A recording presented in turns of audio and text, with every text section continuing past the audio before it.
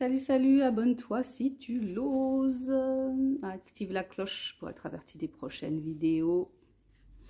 Et puis aujourd'hui, on va continuer à parler de comment garder sa santé mentale dans un monde dirigé par des gens complètement cinglés.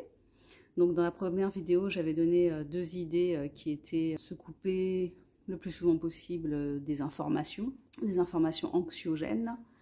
Et puis la deuxième chose, c'était écouter des affirmations positives, aussi farfelues que ça puisse paraître, puisque ce matin je me suis fait bien moquer. Enfin, mon fils s'est bien fichu de moi ce matin parce que j'écoutais des affirmations positives, mais c'est pas grave, j'écoute quand même des affirmations positives le matin parce que ça me fait du bien. Donc l'idée c'est ça, c'est faire des choses qui nous font du bien, faire des choses qui nous font nous sentir heureux, qui font qu'on se sent équilibré, on se sent serein. Autre chose qu'on peut faire pour récupérer un petit peu de sérénité dans ce monde de fou, et ben, c'est faire de la méditation.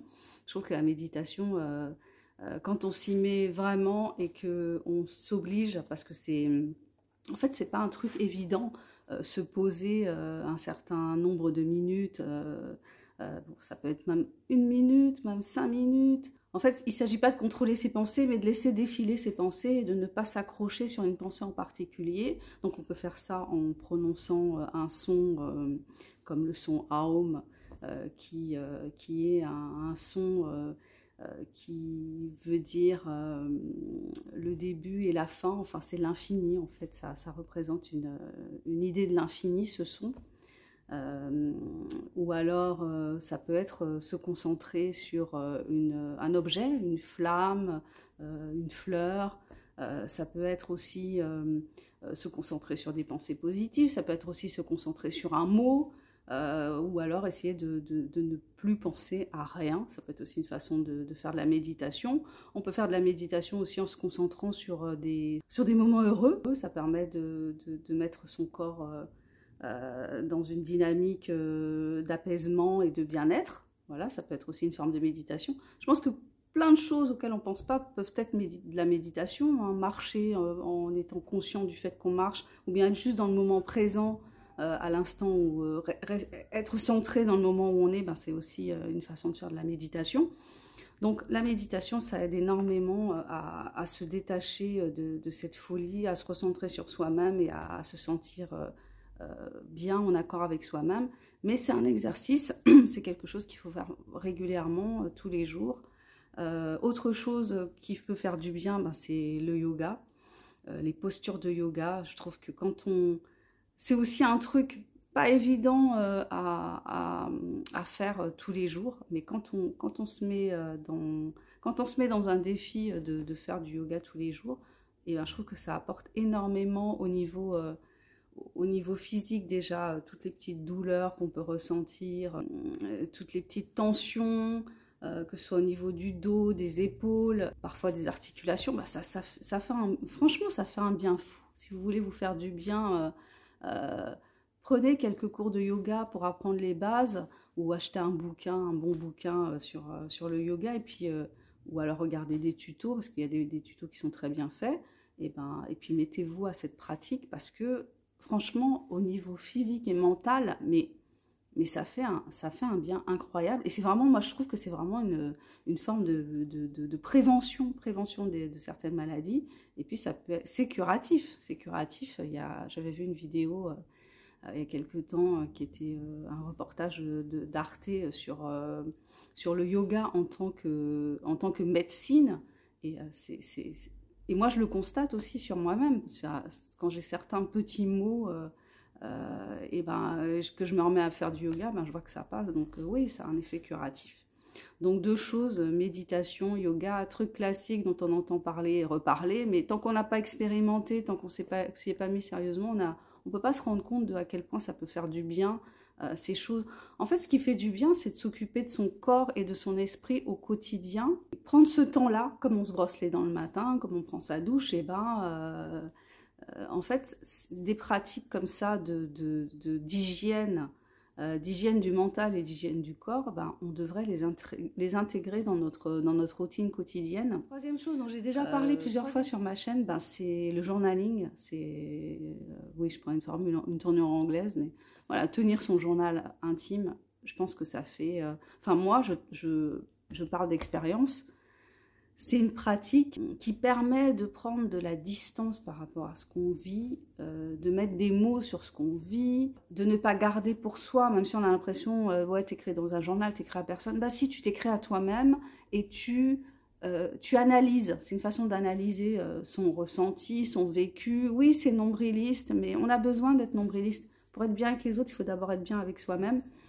Si on n'est pas bien avec soi-même, bah, c'est extrêmement compliqué d'être bienveillant avec les autres, d'être attentionné. Après, ça ne veut pas dire qu'on va devenir parfait. Ben non, on va clasher avec des personnes, on va se disputer, on va s'engueuler. Mais c'est la vie, on s'engueule toujours avec des gens, on part dans les tours, après on redescend, ça c'est l'être humain. Mais en tout cas, pouvoir mettre les choses à plat sans avoir forcément besoin de courir voir un thérapeute, en fait, je pense que c'est comme une autothérapie de tenir son journal tous les jours. Et il y a des études qui ont été faites sur ça, sur le fait de tenir son journal tous les jours et tous les jours. Après, chacun son rythme. Hein. Moi, je vois que souvent, c'est dans les périodes où je vais pas très bien, où je me sens déprimée, que je vais plus écrire. Ou alors, je sais pas, il y a des phases. Mais en tout cas, c'est quelque chose que je fais depuis que j'ai l'âge de 13 ans, je crois. Et voilà, donc j'arrête, je reviens. Mais c'est quelque chose qui... je vois la nécessité, en fait. Je vois la nécessité, je vois ce que ça m'apporte. Donc, tenir un journal, ça fait du bien. Puis après, ben, bouger son corps, en fait. Quand on sent, je pense que la déprime est en train vraiment de s'installer, se forcer à agir, en fait... faire des trucs comme écouter de la musique qu'on aime, danser, chanter. Moi, j'ai beaucoup regardé. Il y a des séries que je regarde quand je vais pas, quand je vais pas bien, des séries, des vieilles séries que j'ai aimées et dont je sais qu'elles vont me faire rire. Et ben, je les regarde parce que rire, en fait, il faut arriver à rire parce que le rire, punaise.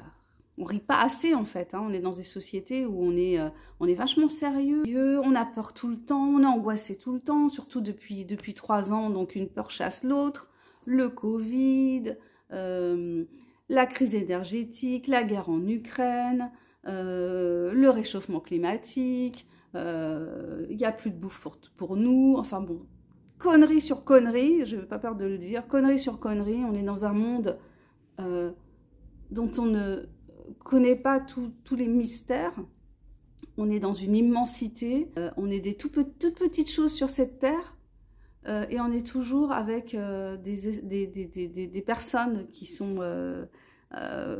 ont décidé qu'il fallait qu'elles soient dans des postures dominantes, des postures dirigeantes, qui sont toujours à tirer vers des choses malsaines, des choses mauvaises, alors que on est dans un monde où l'abondance règne.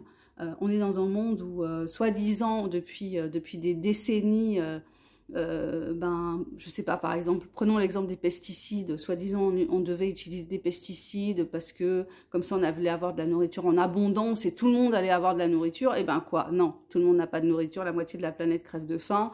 Donc aujourd'hui, ce serait toujours à nous de de faire attention à ci. Mais non, en fait, tout est politique, les décisions sont politiques. Il y a des gens qui crèvent de faim à travers le monde, c'est parce qu'il y a des personnes qui tous les jours prennent des décisions qui font qu'il y a des gens qui crèvent de faim sur cette planète. Il y a des gens qui prennent des décisions politiques qui font qu'il y a des guerres sur cette planète.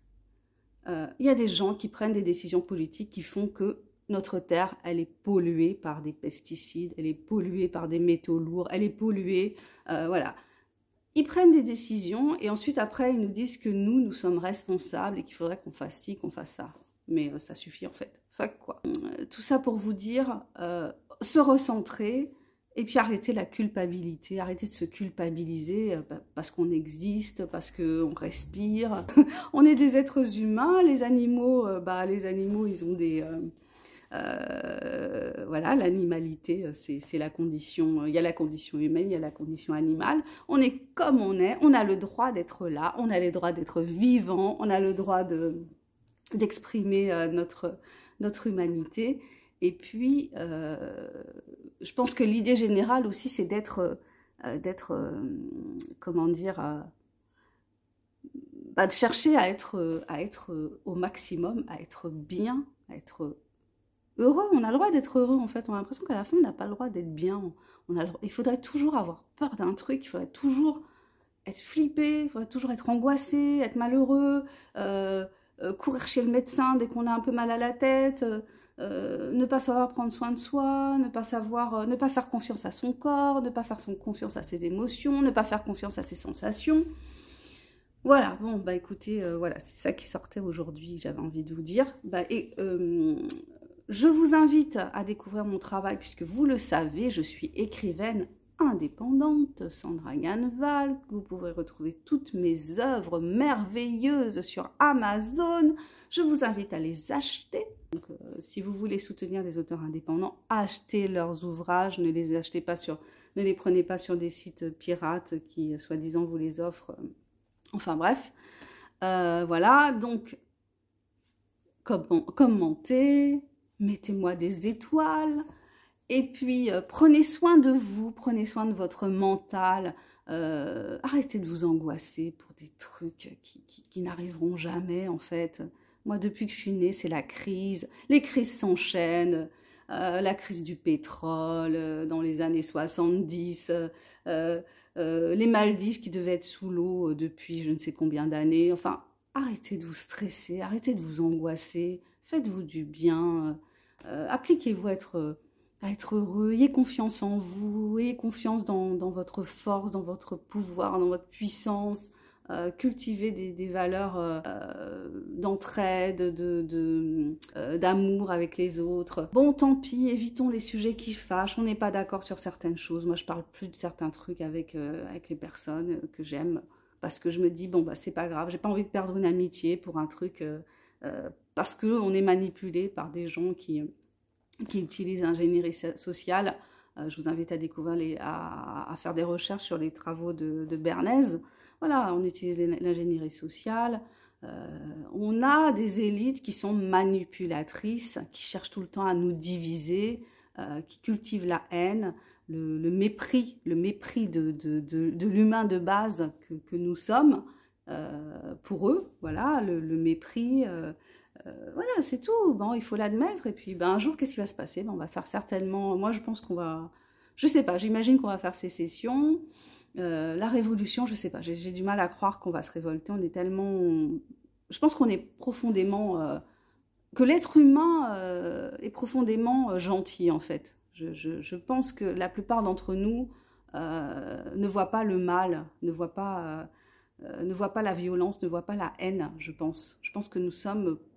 globalement, profondément gentils, et on a envie qu'on nous foute la paix, en fait. Donc, je pense que c'est pour ça qu'il y a tant de gens qui réagissent pas, et qui se disent, bon, si on me dit de faire ça, je fais ça, on va me foutre la paix. Mais non, on va pas te foutre la paix, on va te rajouter une couche, en fait. Donc, je crois que la meilleure façon de résister, c'est de dire non, et de ne pas faire ce qu'on nous demande de faire. Mais tranquillement, hein, moi, j'ai toujours fait ça plutôt tranquillement, je veux pas faire ça, je le fais pas, et puis c'est tout. Et puis après, voilà, il se passe pas grand-chose en fait, hein. Quand on dit non, il se passe, pour moi, il s'est pas passé grand-chose, hein.